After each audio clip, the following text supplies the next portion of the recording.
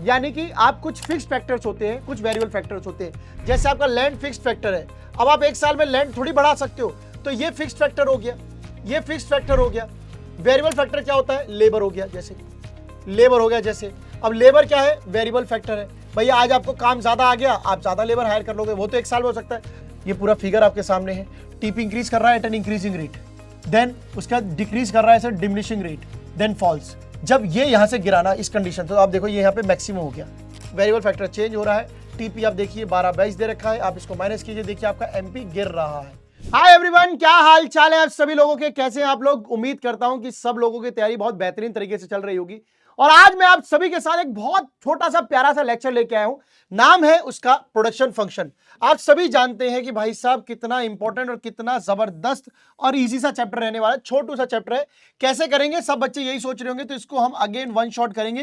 रफ्तार बनी रहनी चाहिए, कॉन्सेप्ट क्लियर होना चाहिए। चलिए, प्रोडक्शन फंक्शन क्या होता है? इट बेसिकली रिलेशनशिप होता है किसके बीच में? कितने आप इनपुट यूज कर रहे हो, क्या आप चीजें लगा रहे हो किसी चीज को बनाने में, तो इनपुट एंड आउटपुट का जो है रिलेशन कहलाता है production function. Suppose if we are using only 2 inputs, मान लो आप लेबर और कैपिटल का यूज कर रहे हैं, सो क्या प्रोडक्शन फंक्शन बनेगा?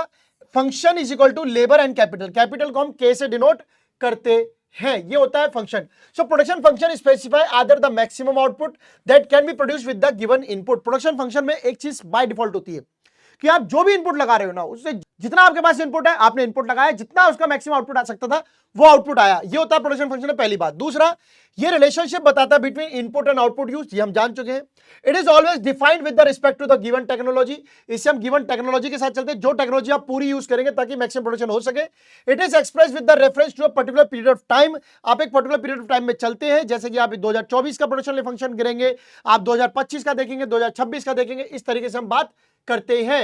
It includes only the technically efficient method of production. आप जो भी मेथड यूज कर रहे हैं, लेबर इंटेंसिव है, कैपिटल इंटेंसिव है, वो टेक्निकली बिल्कुल परफेक्ट होगा, एफिशिएंट होगा अपना मैक्सिमम प्रोडक्शन देने के लिए। ना what do you mean by short run and long run? Short run का मतलब होता है वो समय जिसमें आपका आउटपुट बहुत जल्दी से जल्दी आप चेंज कर सकते हैं by only variable factors. Short term क्या होता है? देखो, एक साल के अंदर अंदर वाला समय, उसमें आप चीजों को समय का क्या है? So it refers to period in which output can be change by changing only variable factors. यानी कि आप कुछ फिक्स फैक्टर्स होते हैं, कुछ वेरिएबल फैक्टर्स होते हैं। जैसे आपका लैंड फिक्स फैक्टर है, अब आप एक साल में लैंड थोड़ी बढ़ा सकते हो, तो ये फिक्स फैक्टर हो गया, ये फिक्स फैक्टर हो गया। वेरिएबल फैक्टर क्या होता है? लेबर हो गया, जैसे लेबर हो गया। जैसे अब लेबर क्या है? वेरिएबल फैक्टर है। भैया आज आपको काम ज्यादा आ गया, आप ज्यादा लेबर हायर कर लोगे, वो तो एक साल में हो सकता है। तो शॉर्ट टर्म में आप केवल वेरिएबल फैक्टर्स को ही इंक्रीज कर पाओगे, फिक्स फैक्टर को नहीं। इट मींस फिक्स्ड फैक्टर जो है plant machinery that can not be changed, इन्हें आप चेंज नहीं कर सकते। आगे देखते हैं। For example, if a producer want to increase output in the short run, मान लो आप 10,000 किलो से आप 50,000 किलो प्रोडक्शन करना चाहते हो, अब बढ़ाना चाहते हो production, so it can be achieved by using more raw materials, ये वेरिएबल फैक्टर है। इंक्रीजिंग नंबर ऑफ वर्कर, ये वेरिएबल फैक्टर है। विद द सेम फैक्ट्री में ये काम होगा, आप फैक्ट्री नहीं बढ़ा पाओगे एक साल के अंदर, ना ही बिल्डिंग ना मशीनरी, इतना आसान थोड़ी है, हाई कैपिटल चीजें चाहिए होती है। लॉन्ग रन क्या होता है? वो पीरियड जहां पर आप आउटपुट को इजीली चेंज कर सकते हो by changing all the factor production, क्योंकि लंबे समय में तो वेरिएबल क्या और फिक्स क्या सब चेंज हो सकता है। क्यों? क्योंकि यहां पर फर्म के पास इनफ टाइम होता है किसी भी चीज को एडजस्ट करने के लिए। So difference between short run and long run आप समझ चुके हो। Short run and long run दोनों मैंने बताया है। ये वो पीरियड है जहां पर आउटपुट केवल वेरिएबल फैक्टर से चेंज होगा, यहां पर वेरिएबल फिक्स फैक्टर्स होते हैं शॉर्ट रन में। डिमांड यहां पे मोर एक्टिव होती है इन प्राइस डिटर्मिनेशन करने में। वहां पर आप जाओगे वो समय जहां पर आउटपुट किसी भी फैक्टर से चेंज किया जा सकता है, ऑल फैक्टर वेरिएबल हो सकते हैं। Both demand and supply play equal role, वहां पे केवल डिमांड हो रही है, यहां पे डिमांड एंड सप्लाई दोनों इक्वल रोल प्ले करती है।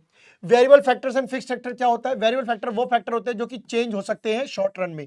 For example raw material, labour, they are directly with the level of output. ज्यादा जरूरत है ज्यादा लेबर लोगे, कम जरूरत है कम लेबर लोगे, यानी वेरी मतलब उसके अकॉर्डिंग चलेगा। फिक्स्ड फैक्टर फिक्स रहेंगे, शॉर्ट रन में कोई चेंज नहीं हो सकता। प्लांट बिल्डिंग मशीनरी ये सेम रहेगा, बिल्कुल सेम रहने वाला है, कुछ चेंज नहीं होगा। फिक्स मतलब फिक्स, लैंड बिल्डिंग मशीनरी सब। कॉन्सेप्ट ऑफ प्रोडक्ट की बात करें तो टीपी होता है, एमपी होता है और एवरेज प्रोडक्ट होता है। देखिए टोटल प्रोडक्ट क्या होता है? प्रोडक्ट का मतलब क्या होता है? सिंपली आप समझ लीजिए, प्रोडक्ट का मतलब होता है भैया, प्रोडक्ट मतलब क्वांटिटी इनटू प्राइस जैसे हो गया। So total quantity of A goods produced by a firm during a given period of time. एक साल में आपने कितना प्रोडक्शन किया, टोटल जो भी कुछ भी बनाया है वो टोटल प्रोडक्ट हो गया। टीपी का फॉर्मूला होता है AP into units of variable factor, जितने भी यूनिट्स बनाई है वो सारा एवरेज इंटू में कर देते हैं। मार्जिनल का मतलब होता है एडिशन, मार्जिन का मतलब होता है एडिशन, यानी टोटल प्रोडक्शन में कितना आप एडिशन कर रहे हो, यानी टीपीएन माइनस 1 ये फॉर्मूला होता है। एवरेज प्रोडक्ट होता है output per unit of variable input, आपने कितना वेरी किया है, एवरेज कितना जोड़ा है, यानी कि TP by units of variable factor. वहां पे इनटू हो रहा था, यहां पे ये हो रहा है। तो यहां पे आप देखोगे एपी का फॉर्मूला, जैसे अगर आप देख रहे हो कि TP by units of variable factors हो गया, वहीं पर टीपी का फॉर्मूला क्या है, units AP into units of variable factor. तो आपको ये फॉर्मूला भी ड्राइव करके अभी आगे बताऊंगा इसका क्या रीजन रहने वाला है, कट पिट के सब चीजें होंगी। देखिएगा टीपी को हम एक और तरीके से देख सकते हैं, एमपी का एडिशन देख सकते हैं, MP1 MP2 MP3 is equal to TP बनता है। टीपी मतलब सिग्मा एमपी टोटल। एमपी कैसे निकाल सकते हैं, delta TP minus delta TP by delta N, number of changes in unit of variable factor, changes in total product. Delta मतलब होता है चेंज की निशानी। ये फॉर्मूला याद कर लेना, न्यूमेरिकल सॉल्व करने में आसानी रहेगी। लॉ ऑफ वेरिएबल प्रोपोर्शन क्या होता है, ये वो कहता है एज हम जैसे जैसे क्वांटिटी किसी भी इनपुट की बढ़ाते जाएंगे, अदर इनपुट को फिक्स करना होगा। सो इस केस में 3 कंडीशन आपकी बनती है।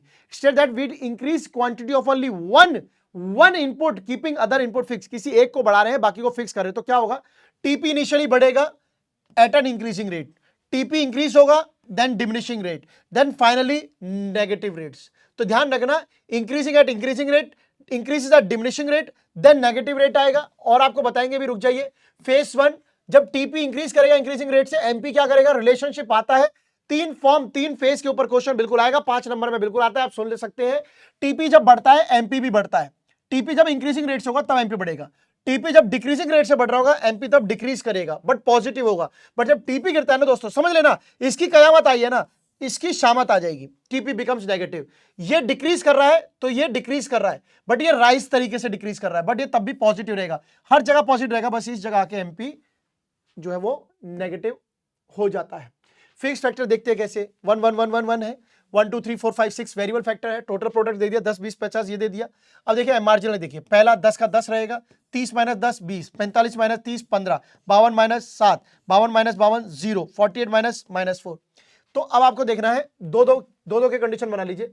पहले दोनों फेज 1 जब आपका टीपी इंक्रीज हो रहा है, देन इंक्रीज हो रहा है पर डिक्रीजिंग रेट से, देखो बढ़ा तो है पर इससे तो घटा ही है, देन फॉल्स एंड देन अब आपका नेगेटिव की तरफ जाएगा, टीपी नहीं जा रहा है एमपी तो जाएगा। देखिएगा, अब देखिएगा ये पूरा फिगर आपके सामने है, ये पूरा फिगर आपके सामने है, टीपी इंक्रीज कर रहा है at an increasing rate, then उसका डिक्रीज कर रहा है डिमिनिशिंग रेट, देन फॉल्स। जब ये यहां से गिराना इस कंडीशन से, तो आप देखो ये यहां पे मैक्सिमम हो गया, इसका गिरना, ये वाला फेस इसको कंपेयर करो, ये नेगेटिव है इस समय, ये जब मैक्सिमम है, ये मैक्सिमम पहुंचा है, वहां से गिरना शुरू हुआ है। जब ये इंक्रीज कर रहा था ये भी इंक्रीज कर रहा था, बट टीपी बहुत तेजी से इंक्रीज करा है, फिर ये गिरना शुरू हुआ, क्योंकि वो ऐसे से गया ना, नहीं तो जाना तो यूं था, तब तो हम मानते हैं इंक्रीजिंग रेट, बट इंक्रीज कर रहा है डिमिनिशिंग, पहले के मुकाबले घटते हुए, तो वो वहां पे फॉल कर रहा है। ये तीनों जो आपके फेज 1 फेज 2 फेज 3 है।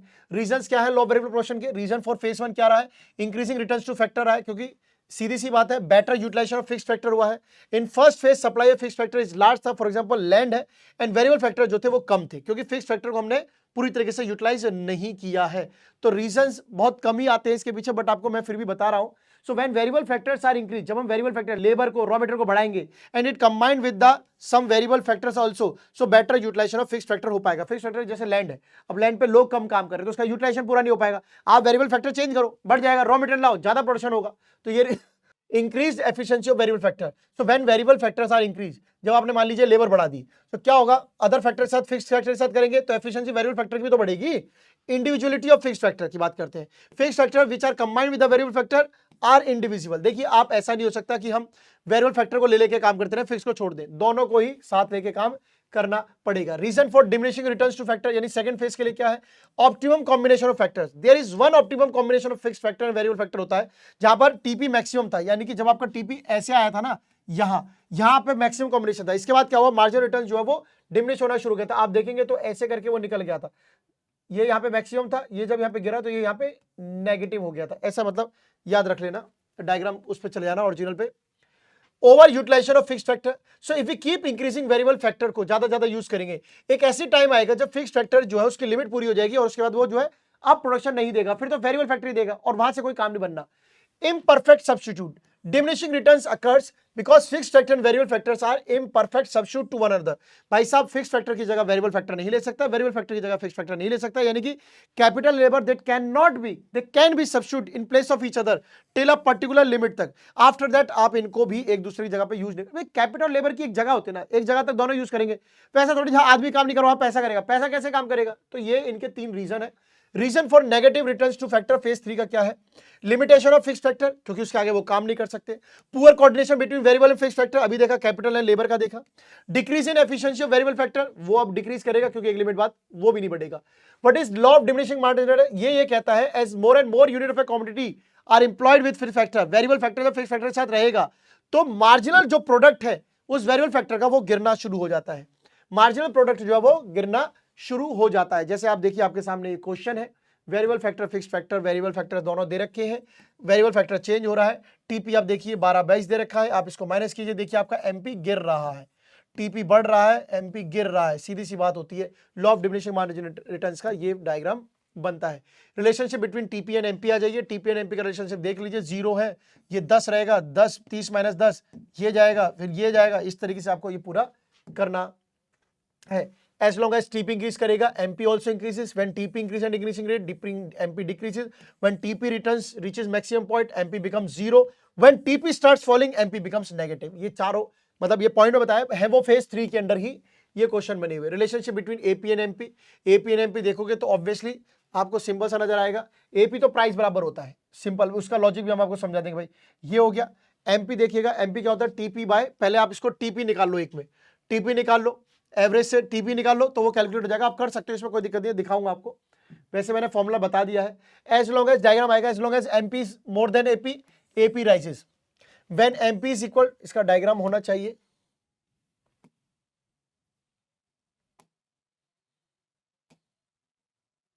चलिए कोई बात नहीं, ये रिलेशनशिप यहीं से इन्होंने क्लियर कर दिया है। As long as AP increases, MP also increases, AP falls, MP falls, but it can not be zero और मतलब it can not be zero and negative नहीं हो सकता है, वही यहां पे लिखा है। MP is more than AP, AP rise करेगा, एमपी ज्यादा होगा। When MP is equal to AP, AP its maximum point होगा। When MP is less than AP, AP false करेगा। When AP and MP falls faster rate से ज्यादा, तो MP becomes negative हो जाएगा। एमपी को तो नेगेटिव होना है, एपी और टीपी कभी नेगेटिव नहीं होते हैं। ठीक है, ठीक है, क्लियर है आप लोगों को? जल्दी से एवरीवन आगे चलते हैं, आगे चलते हैं। Calculate average product and marginal product, TP दे रखा है, एवरेज प्रोडक्ट निकल जाएगा, टीपी बाय यूनिट कर दीजिए, 8 1 8 हो गया, 10 to 20 मतलब 10 हो गया, 28/3 9.33 हो गया। मार्जिनल प्रोडक्ट ले लीजिए, 0 हो गया, 8 - 0 8 होता है, 20 - 8 12 होता है। इस तरीके से करेंगे टीपी एमपी आप निकाल पाएंगे। एपी एमपी भी सेम अभी बताया है वैसे ही निकालना है। Find out the TP and MP, again AP दे रखा है, एपी टीपी कैसे निकालेंगे? वैल्यू फैक्टर्स, 8 × 1 10 × 2 3 × 8 4 × 6 5 × 4 निकल गया। एमपी कैसे निकालेंगे? 8 12 4 0 -4, इस तरीके से करेंगे। नेक्स्ट अगेन ऐसे ही करना है, ये भी टीपी एमपी निकालना है। चलिए, so thank you so much, bye bye. उम्मीद है छोटा सा चैप्टर आप लोगों को समझ में आया होगा। मिलते हैं अगले लेक्चर के साथ, तब तक के लिए bye, see you guys, thank you so much, bye bye.